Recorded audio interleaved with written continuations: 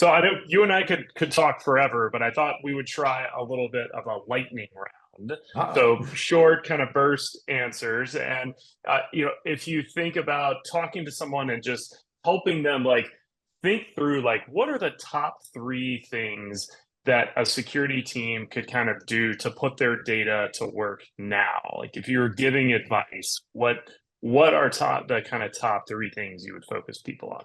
Yeah, for sure. And I have to caveat listeners that this isn't going to be silver bullets, right? Don't break out your notepads. But okay, collect this data source, put it in this dashboard, and then I win security. I wish it was like that, but it isn't. A lot of it comes back to what I was talking about previously, right? So for the first point is work backwards from those common use cases. Let's say that you didn't do the risk management or the threat modeling or understand your regulatory environment or understand your priority intelligence requirements and like what exactly do achieve success for your security program. Do that first, right? And my favorite thing, I wrote a book about it for vuln management and sec data ops when I was at Lightspin, but pick a use case, right? I think vulnerability management's popular to talk about, maybe because I wrote a book about it. I don't really know.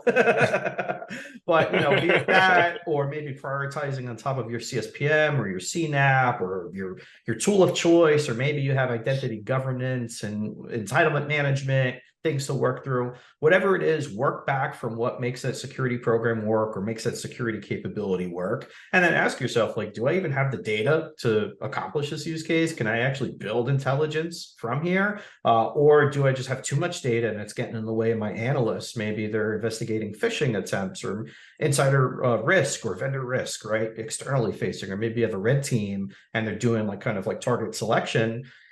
If you don't have the data to do the thing, or you have too much data and it's hampering you, start there first. And then that leads into minimization and normalization, where be it that you collect the data or you already have the data or you need to collect it, think about how you're going to store it. Where is it going to live? You could put it into your SIM. You could put it in a lake, a warehouse. You could put it in all three and use query to search on it if you really want to.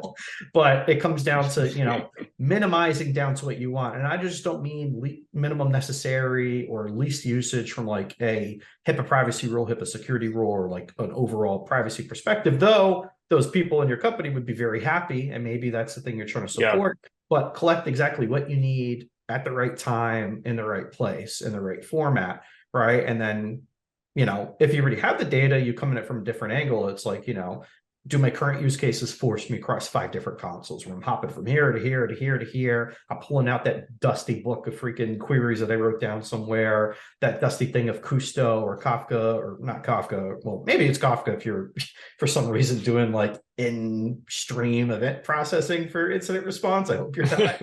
Our joins, is enrichment easy? And then again, like, do you have too much data? And it's like, pare that back. And then the last piece, which is that meme speak I'm talking about, but I'm going to say it: invest in skills and training, right? At the end of the day, data is a big part of sec data ops. And if you don't know about, formative things like from a governing data, setting what a good KPI or a KRI, a key performance indicator, or a key risk indicator looks like, building data contracts, let alone, hey, what's our service level agreement for a certain pipeline? What are the service level objectives and indicators that support that? And tell me like, hey, the canaries are dying in the coal mine. You need to do something about this, right?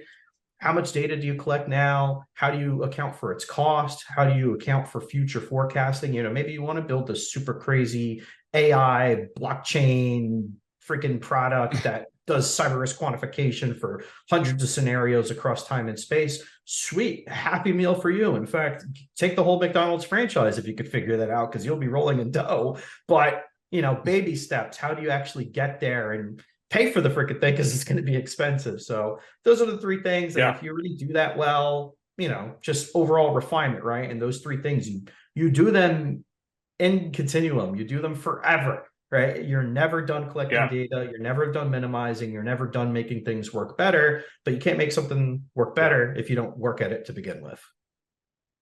Yeah, I love that. I mean, the first one of working backwards from the use cases. I mean, that's something that has certainly served me well over the years. We talked a lot about a query. I think your second tip on kind of minimizing the data that you collect and centralize and really thinking through that is super smart. And then investing in skills and having some sort of a framework or like an end in mind. I think that is really important, because you can definitely kind of take the meandering road if you don't. So that's great.